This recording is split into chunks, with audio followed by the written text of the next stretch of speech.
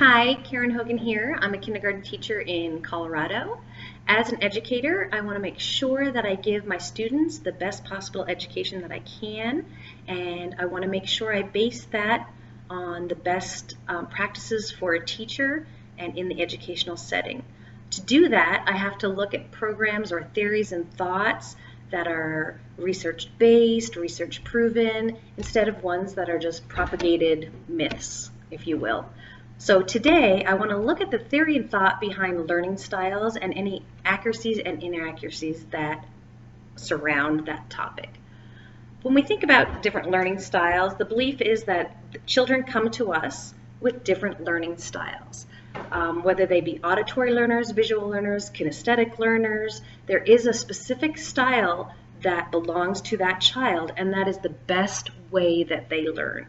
Being the best way they learn, we have to make sure we give a lesson to hit that modality for the student. I myself practice this all the time in kindergarten, and it is the base of how I teach my classes. I want to make sure that each individual child in my class gets what they need. So whether they're a kinesthetic learner, a visual learner, they need to hear things, they need to see things, I make sure that every lesson hits each of those modalities. If I'm teaching a science lesson, I want to make sure they get a chance to see the information in writing, they get to see pictures of it, that I have manipulatives based on that subject, that they can actually touch and feel. I want to make sure there's things that they can hear for that subject as well. I want to hit all those different learning styles so that that student can get what they need out of the lesson. And it has worked. My success in my classroom with all the student growth, I think, is because I'm able to hit each learner.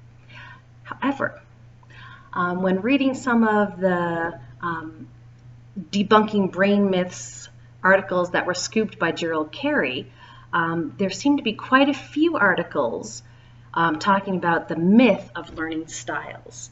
He claims that learning styles are just a scheme to categorize learners, and that learning styles is actual a fallacy. I don't know. So in looking at some of those articles, one that really popped out was one by the New York Times. And in those New York Times articles, it said that it doesn't matter what kind of a learner a student is. Again, that learning styles is a fallacy. And in this, they actually had some research. So it's research proven. They said that people performed no better when the stimuli matched their learning style. So someone went in and said, oh, I'm not a writer, I can't do something that way, I'm more visual. So then they presented material in two different ways, one being visual, one being the other, and they did not perform better when the stimuli was visual as they thought they would be for their perceived learning style. So with this research behind it, why are we believing learning styles exist, and that's a proven theory? And how do we believe it in the first place? Well, another one of the Debunking Myths articles was by James Williams, and he wrote Why Urban Myths Are Present and So Persistent. And in it, he says urban myths come about because of word of mouth, articles written without bases, and knowing someone that actually believes the myth.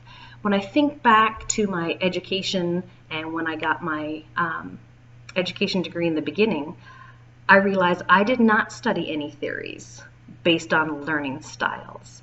This was not something that was in the pedagogy presented to me by my professors in my university career. And I really am not sure where I learned about different learning styles. I know that in professional development, with our school, we always talk about learning styles. So I actually have not seen the research behind learning styles. So knowing that it gets by word of mouth, why is it still persistent? Why do we still believe it when the psychological and medical communities have shown the futility of a learning style approach to learning? And that's where James Williams comes in, and he said it's quite possibly because of the Hawthorne effect.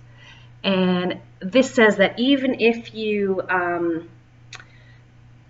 that when you do something different and it has a positive result, you link that positive result back to something different that you did. So it's the cause and effect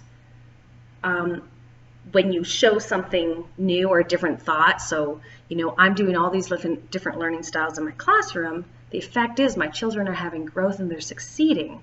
So I'm linking that success back to the fact that I do different learning styles in my class.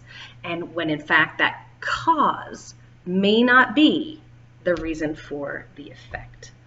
So looking at this, what could then be the possible reason that I have so much growth, if not the learning style?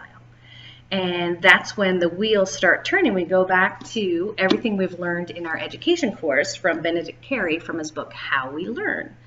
And Benedict Carey doesn't really talk so much about the learning styles of how we learn, but basically how we receive information, how we internalize that information, how we hold on to that information, and our retrieval of that. Talks about when you do present information, it's the timing of it, the spacing out of it, time to percolate, time to incubate, and definitely the one thing that I think really I can focus on is when it says the context of how you learn is really important. They say, for example, if you learn in a quiet room and then you replicate that quiet room for when you're doing your output, you will have success. But to replicate that room, it's nearly impossible. So what really helps is when you have a lot of sensory input, when there's a lot of different contexts to relate that information back to.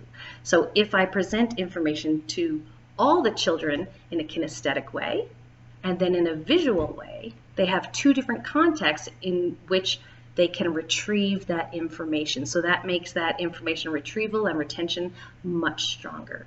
So if I look at it those ways, and if we're looking at this Carey of how brains actually work and how we learn, and then I look at the myth of learning styles and how I teach in my classroom, there may possibly be able to see that connection and that my cause and effect wasn't what I thought it was. Perhaps the cause in my classroom is that I am teaching all these different modalities, not to specific children, but I do teach them to everyone in hopes that I can hit their different styles. So in teaching all of them, every child gets a different context for that. Therefore, their retrieval overall is better and maximized.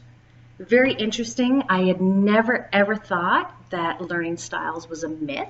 And now, after looking at Gerald Carey's Debunking Brain Myths, James Williams' thoughts, and as well of Benedict Carey, I'm really starting to rethink how the success happens in my class and what really is the cause that gives me such growth.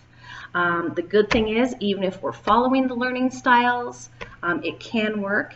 And with all this, we're not constrained by our learning styles, which should be a really, really positive thing. So all learners can learn within the classroom. Thanks.